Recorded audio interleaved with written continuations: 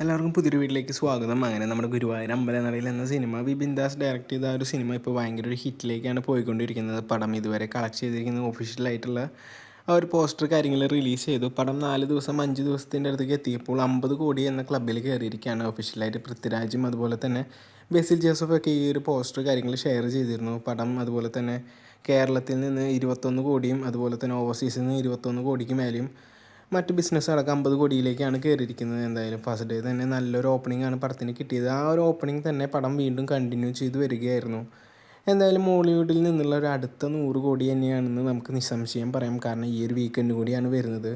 ഈ വീക്കെൻഡ് വരുന്നതോടുകൂടി പടം നല്ലൊരു ഗ്രോത്തിലേക്ക് എത്തുമെന്ന് ആ ഒരു കാര്യം ഉറപ്പാണ്. എന്തായാലും നമ്മുടെ ഈ ഒരു മലയാളം സിനിമ ഇൻഡസ്ട്രിയിൽ അടുത്തൊരു ഹിറ്റ് തന്നെയാണ്.